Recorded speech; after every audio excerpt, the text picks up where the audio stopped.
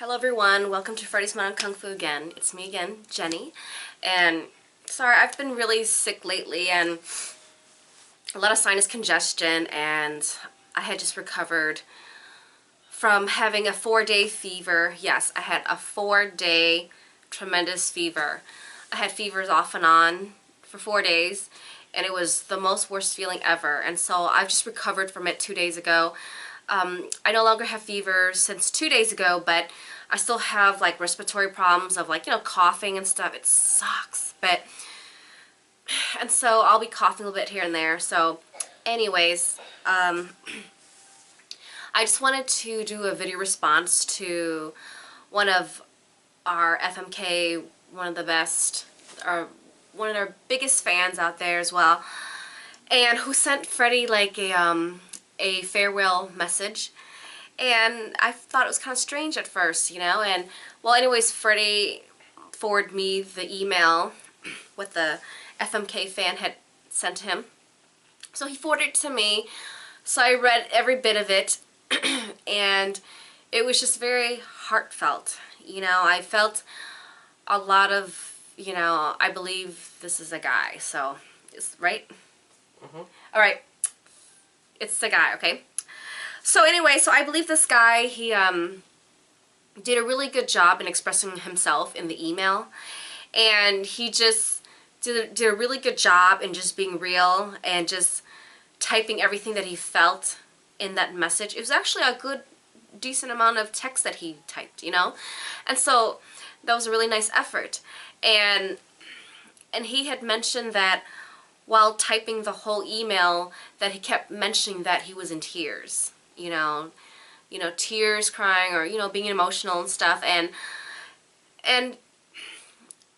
he kept saying like how FMK really changed his life, and he mentioned how much of a positive channel that it was to him, and how a lot of our children's video had really touched him, and it made, every time he would watch it, he would feel so like a child again, like watching his own childhood, And he said every time he would watch our children's videos as well, it would bring him to tears, that's how the world should be, Like, we have our innocence, we're children, and we're always like having fun, expressing ourselves during our childhood, and how there's just so much innocence in children, and to see them just being happy and playing and just wanting attention and stuff. It's pretty funny how kids are, and then, and just pretty much that, too bad the world is not like that every day. There's a lot more negativity in this world than positivity, and he also wrote in the email that, that he didn't have a good relationship with his father.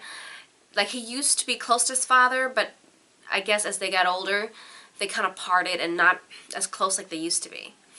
And I think he mentioned something about how he really likes how Freddie is close to, his kids and stuff, and stuff like that. And he also mentioned that he got too addicted to Freddy's Modern Kung Fu YouTube channel, where I guess he was just watching a lot of our videos, and stuff, and he just felt that he was being too addicted, and so I guess he wanted to take time off and to write like a farewell message. It didn't seem like he mentioned that he'll be back again, or something, but it seemed... He emailed me back again. But... Oh, after you respond? Yeah. I gotta read that. Okay, I'm excited. Okay, awesome. Okay, so I really wanted to do like a special thank you dedication video to this special person who made the effort to type this really long message to Freddie, and to just express like how much Freddy's Modern Kung Fu had like changed his life, because we did have like a variety of videos on there. We have Tadai Ryan from Canada on there, totally cool videos. I have some of my videos on there, not often, but when I get a chance, I've been pretty sick lately, like I said, with the bad fever. I'm going to make another video about me going through that horrible illness of being so sick.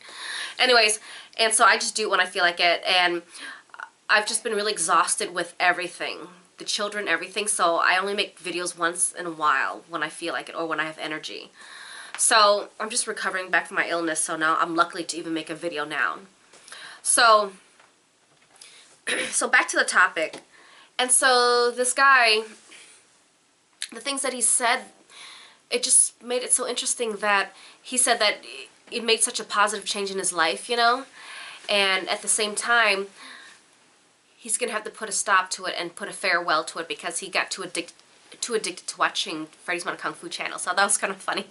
You love the channel, it's a positive thing for you, but then you have to stop because you got too addicted. So my point to that is, what I wanted to say was, I want to get back to the father situation. I want to talk about spending too much on certain channels, you know, either watching a movie or watching like the YouTube channels or, you know, stuff like that. But for me, I wanted to bring up about making a time. There's Freddy in the background. Sorry, guys. And so, okay, so I just want to make a point where I remember that I used to be so addicted to watch Kim Kardashian. Like, I was so addicted to watching the reality show of Khloe and Kourtney Kardashian, you know, and Kim Kardashian would be in there once in a while, you know. This was like their old ones. Believe me, I was, like I said, I was so addicted to watching the Kardashians that I went way back to where they started the first episode, you know, and I'd watch over and over because I couldn't stop. I was addicted because I want to know what's next, what's next, what's next, you know. And so when I realized that I wasn't like taking care of things that I should be as a full-time mom. I mean, the kids need to be fed, of course, you know, and if I'm pregnant, I've been pregnant so many times, I just can't even like keep track of it, okay? And pregnancy lasts up to 9 months until the baby's born, and then having the kids all so close in age, I feel like I'm a full-time mom of a million babies. So anyways, I have to cook, clean, do everything, you know. And then Freddie comes home from work, he acts like a baby too at times. So I have a really big headache at home sometimes, you know. So having a family is not easy, you know. You have to be in good terms with your partner, with your significant other. You have to be in good terms with the kids' demands. Sometimes I feel like I'm a full-time maid, full-time bartender, full-time super mother of drama. You know, it's just very draining to the body, you know what I mean? And sometimes I'm not always happy. Sometimes, or most of the times, I'm always grumpy. I'm always upset all the time, and I'm always angry at Freddie over little things. And the kids are just demanding everything, and then baby Ken's crying, you know, for his demands. And then the kids and the older kids are running around screaming, fighting, playing, arguing, and watching movies and fighting over toys again. It's just a lot of big headache at times, you know, and so life is not always perfect. Life is not always fun, you know. And so what people see in our YouTube videos with the kids, those are that's their childhood, you know what I mean? That's their little silly times. But there's times when they drive me completely crazy, you know, and they're not always good. They're not always well-mannered, you know. So kids will be kids. They'll be good at times, they'll be bad at times. But sometimes people may see that the kids are always being good and stuff and being silly and cute at times in the videos. But I just want you to know that it's not always like that. So when people see our children, we're not a perfect family, you know. They will drive you completely bonkers. So just to let you know that there's not always happy videos, you know.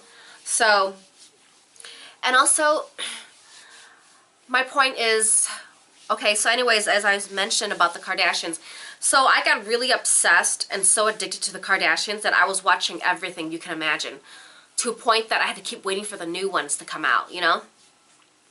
And as I realized that I was not really taking care of what I'm supposed to, you know what I mean, to balance things out, I was starting to get lazy to, like, cook. I was starting to get lazy to do the laundry. I was starting to get lazy to taking care of the kids. You know, my time off is my time off, you know? And when I'm so addicted to watching the Kardashians, I was putting the kids on hold. I was putting the cooking and cleaning on hold, you know?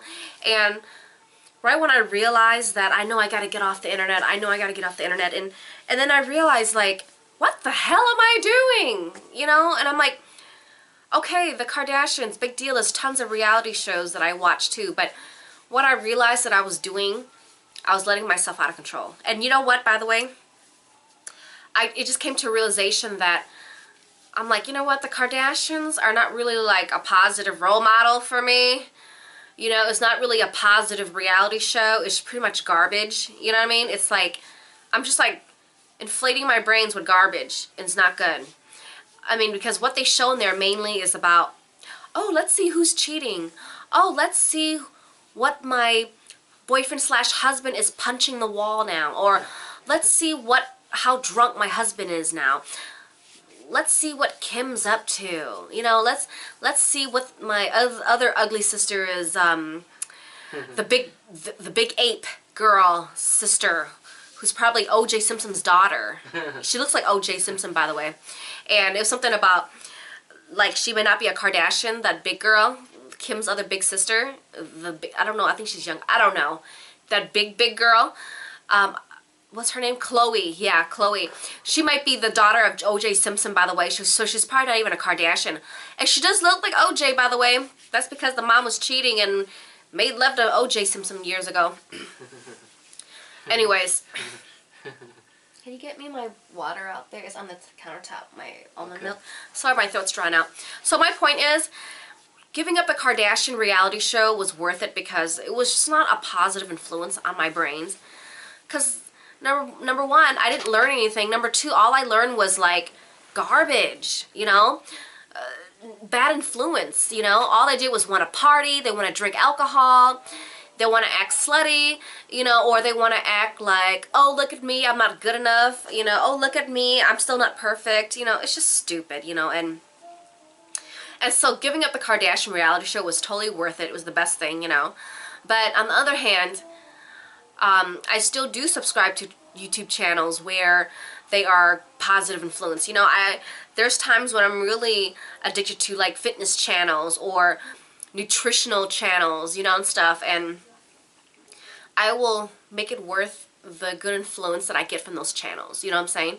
So, yeah, I mean, I could be addicted if I want. I mean, instead of sitting there, for me, instead of me sitting there watching like YouTube channels all day, thanks, hon. Oh, I need my ice almond milk. Throat's drying out, guys. I'm still sick. So for me, instead of sitting there in front of the computer all day, if it's mainly just like a non-visual thing where I could just listen to the audio, you know, instead of me sitting here watching on my computer, watching a person speak, I could just like copy and paste it into an MP3 converter, and then I put it into my little mini MP3 and I clip it to my shirt or top, and then I put my earphones on. That's what I do with Freddie's videos. I'm not going to sit there and watch Freddie's videos all day like this. I'm too busy for that. So I just copy and paste it into an MP3 converter on my computer, and then I copy and paste it. Once it's downloaded and done, I would, and converted, I would put it into my MP3 and I would just listen to it all day, however many that it would last me. And then I go back and delete it off my MP3 and then put new ones in. So you could do that. So positive channels, it would make it worth it if I had time to listen to it every day. Like I said, or instead of sitting in front of my computer, I could be doing other things, doing laundry, cooking, cleaning, by just converting it from YouTube to the MP3 and then just put it into my MP3 little mini electronic thing, and I just listen to it with my earphone. And so that way I could still do everything I have to do at home and take care of the kids and just listen to earphones. So that's another advice that you could do. So yeah, like stuff like nutritional videos that are just mainly audio that I just want to hear, that's what I do. I do not give up on those channels that I feel that will do good for me and give me good positive advice on health and wellness and other channels that I want to hear about, you know. So that's what I do to Freddie's channel too. I can't sit there and watch Freddie all day on the computer. I just load it into my MP3 and I listen to it. So, and if I feel like I'm being addicted to a channel that I feel that is positive for me, well, maybe that's a good thing. And like I said, I have to eventually just balance my day off.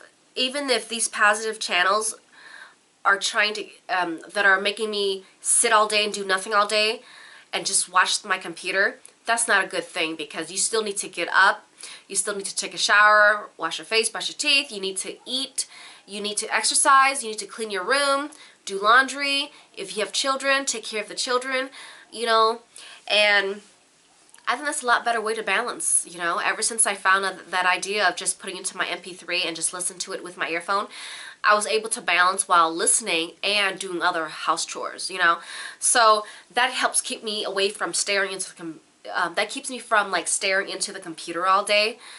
And there's no way I will give up good channels, like good positive channels that are educational and helpful, channels that help give you a more broad sense of insight about things that you would not think of in a certain way. And so when you hear people say about certain topics in a certain different way, it kind of makes you think like, oh yeah, I never thought of it that way. Okay, well, you know, it makes sense, you know. So my point is to you is that I don't think it's a good idea for you to totally eliminate Freddy's Modern Kung Fu. If you want to take a break, then good, take a break, you know, take a break from everything, you know, and make time to really take care of yourself. And what I want to say also is that I feel that it's something inside your life that's deeper than that, you know what I mean? I feel that watching Freddy's Modern Kung Fu videos, like watching the children's videos, the exercise videos are wonderful, you know, definitely do those good workouts if you can. And for the children, it's another separate, you know, type of videos where it's very heartfelt. They're living their childhood, you know. They're being very loved and being taken care of. And watching children, it kind of makes you want to be a child again, you know. But in this case, when we're adults, we can't really turn back time. And I just feel that I guess it's time to just remember that sometimes it's a lot of hidden pain inside each and one of us, that when we see things, it triggers a lot of pain. You know what I mean? And I just want to share with people that we have a lot of inner struggles that we have encountered probably since back in our childhood, and we do keep it up until adulthood, you know. And it's really, really hard to let go of these memories because it can haunt you. I mean, I've been through a lot with my life too, you know, that has haunted me for so many years up until this day. And I feel that my husband Freddie had really helped me to really let it go, because I was bringing a lot of past pain in my life that made me miserable every day. And it was because I refused to let go of those bad memories. I refused to forgive. I refused to stop letting it destroy my life at this current moment. And I think it started like about a year ago was when I really stomped on it and just totally like had to really let that crap go. You know, those horrible memories that I had about certain people, how they treated me, and how it haunted me for so many years, even since childhood, you know, up to my adulthood. It still affected me. It still affected me. And even things that happened in my adulthood still affected me so deeply and so hurtfully, and that I would take it out on my own family. I would take it out on Freddie a lot, you know, and it brought a lot of pain, a lot of insecurity, a lot of anger in me, and it was not good. And instead of me living my life now, I wasn't living my life, because every freaking day I would keep thinking about the people that made me so angry. Yes, it did relate back to my parents. Yes, it did relate to my first ex-husband that I was with. Yes, it did relate back to the people I used to work with, you know, at my jobs, or little things that happened in my life throughout college, even back in my childhood, even to my life now. But I'm much better now, and I think, like, in handling the past, you know, but before it was a living hell. It really was, you know. And so this video dedicated to you, for this guy that wrote Freddie that email. I just want you to know that you're not alone. You are not alone. And what you see on YouTube, what you see in the movies, you will only see what people want to put on there, but you don't see the rest of the story in their lives. You know what I mean? Like deep, dark secrets or skeletons in the closet that people don't want to bring up because it brings up too much, because it causes too much pain. You know what I mean? I can so easily be, oh, I'm Jenny Lee, I'm perfect, you know, I'm always the coolest person in the world, I'm never down, you know. Oh, but that's BS, you know. I'm not always positive. I'm not always happy. I'm always grumpy. I'm always a lot more upset because right now my children are very little and they just like non-stop Energizer bunnies. I'm serious. They're like very active. I swear they can turn the house upside down. That's why I have to keep them in control because they're just kids, you know? And they do need to be disciplined when they need to. So my life is not always very lenient. It's not very at peace. I think my life is very hectic right now. But I always have to remember that I still need my husband's support with these children. I still need my husband to be there for me and love me for who I am. I still need him to show me and let me know that he loves me always, you know. And so that's what keeps me back up and make me happy again. So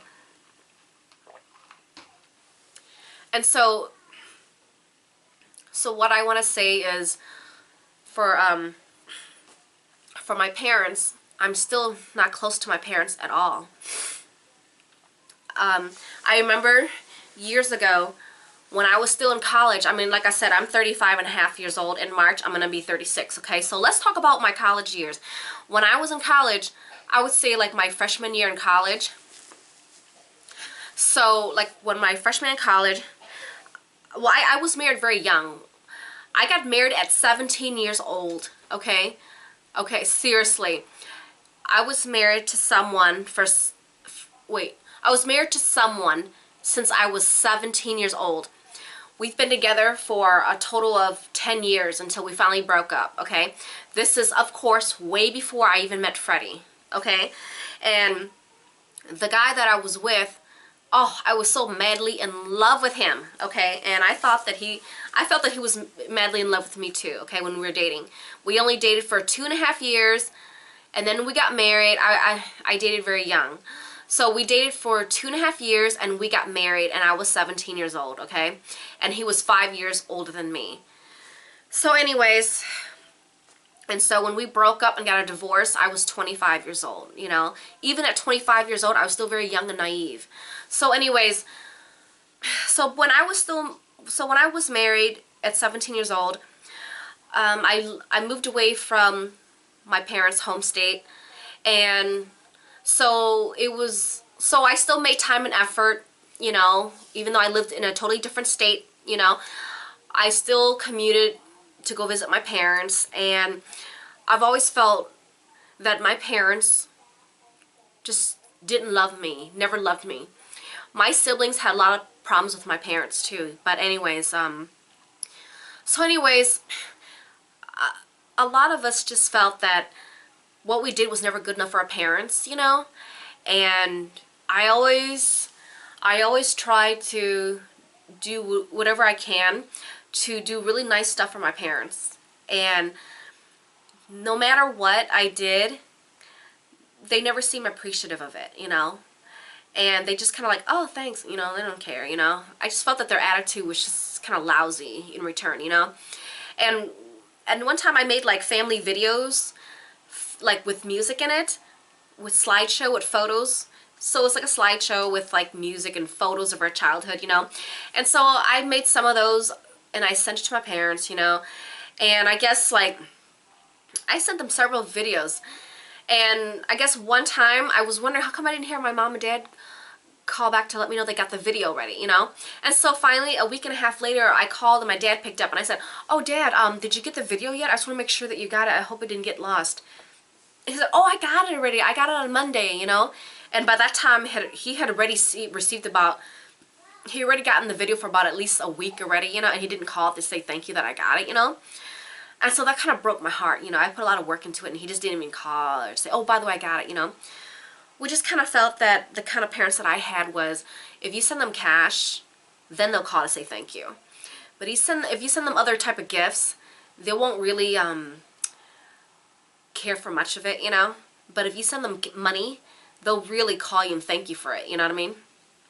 And the kind of parents I have, they're not the kind of parents that calls and say, hi, how are you doing? How are your kids doing? Are they well?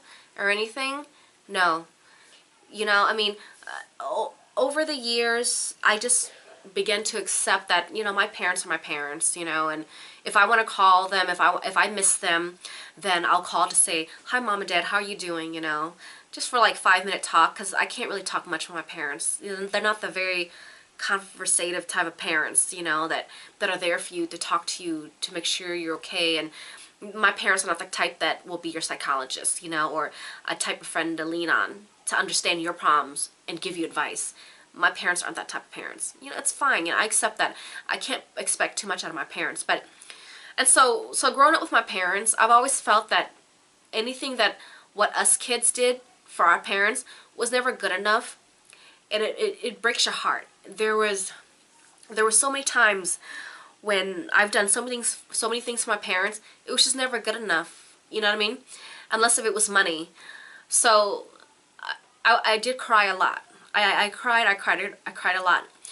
And my ex-husband told me when we were still together, he said, why even go visit your parents? They don't even care. When you're there, they don't even talk to you. It's true. When I was there, my parents don't even talk to me, you know. So it's really hard. I've always tried so hard to be close to my parents, but it never worked out well. So I just accept the fact that my parents are who they are. You know, it's almost like I will always love them unconditionally, but the communication is such a barrier. It's very complicated. It's very hard. So I learned to stop crying about it. I mean, talking about it now makes me want to cry too, but I had to let it go. So as I got used to it, I just accepted it, and so eventually I just kind of stopped making the effort to visit my parents much. I stopped trying to be too close to them, you know, because they didn't give me anything in return. There was no love, there was no communication, and I tried and I tried. So at this age, at 35 and a half years old, I'm still very scarred from the relationship I have with my parents. I wish it could be more, but it's not, you know. But, so I think I could feel your pain when you said, I used to be close to my dad, but not anymore. You know, I just want you to know that you're not the only person.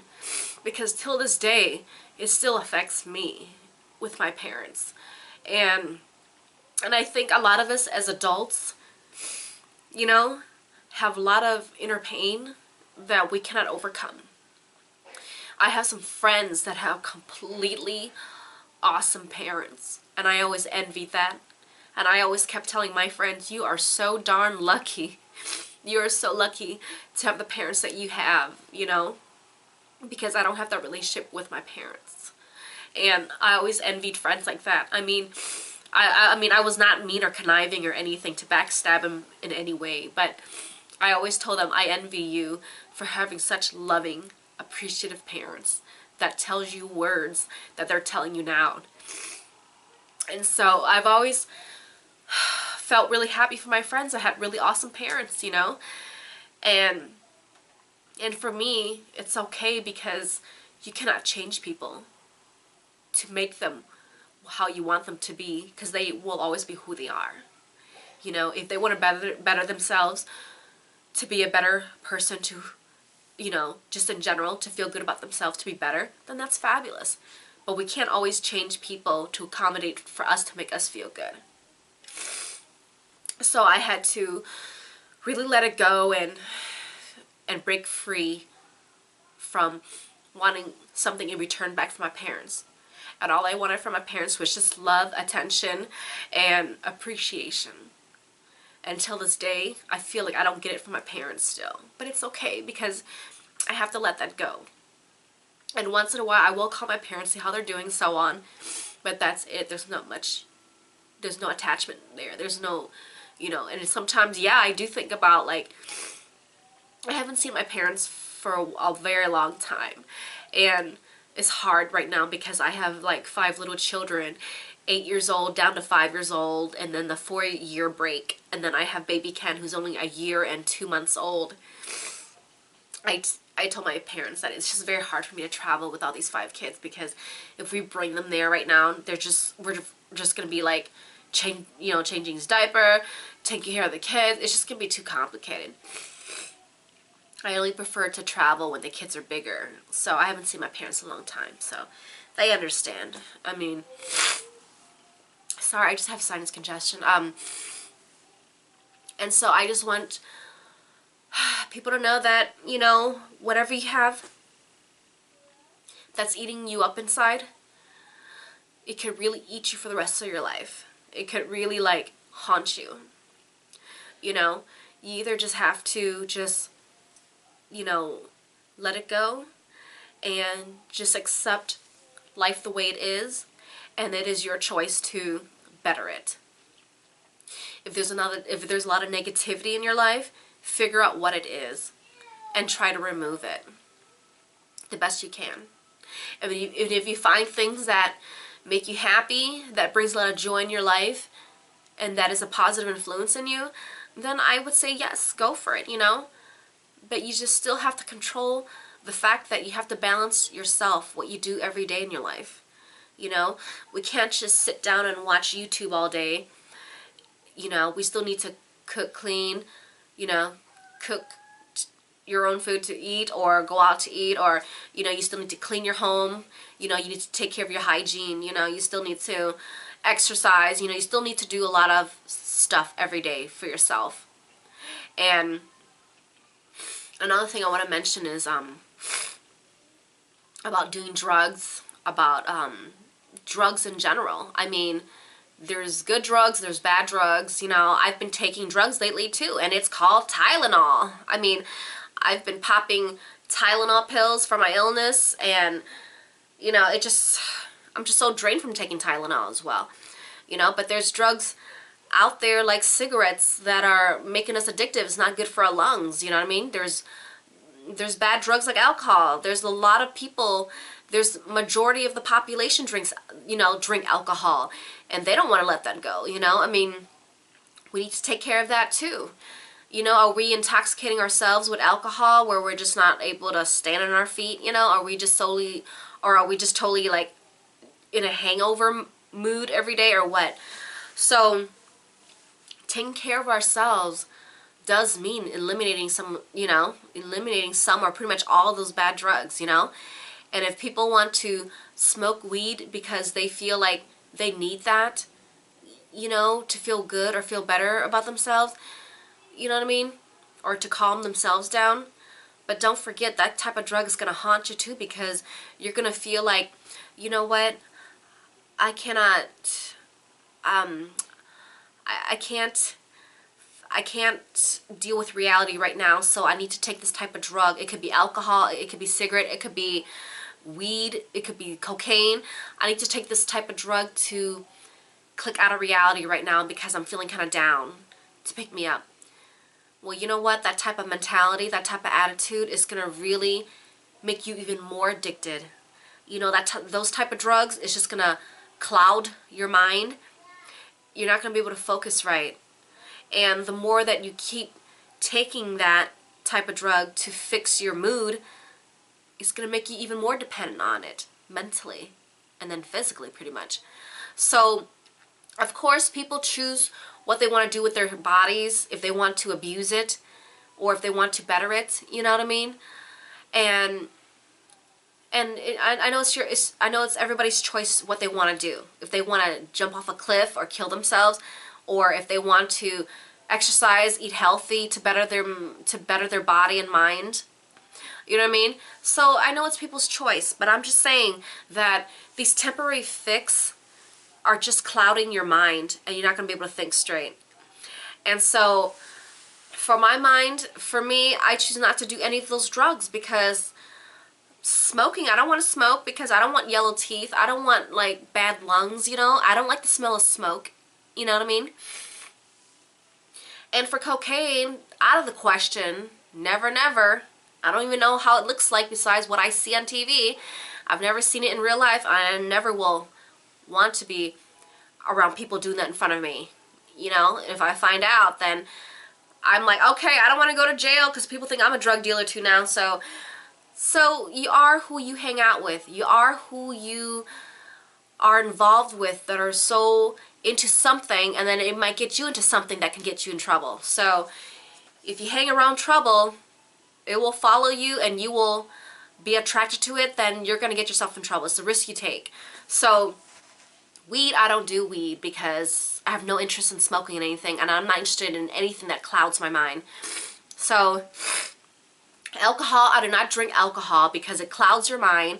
It distorts your image. It distorts what you see and how you think, you know, and it's not good for your body. And the thing called drinking beer every day moderately is good for you. I don't believe that. That is BS, okay? People say drink wine daily, drink moderately is good for your heart. BS! You want something good for your heart? Go eat some grapes. It's full of antioxidants without it being fermented and all that crap that gets you drunk. Okay, so, and people might drink wine and go drive and go kill, and you know, go through a DUI, and then they just like kill somebody or run over somebody.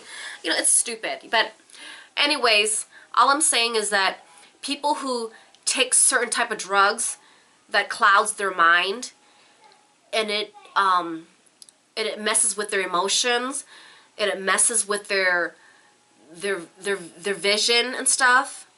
And like I said, these things are very battery low.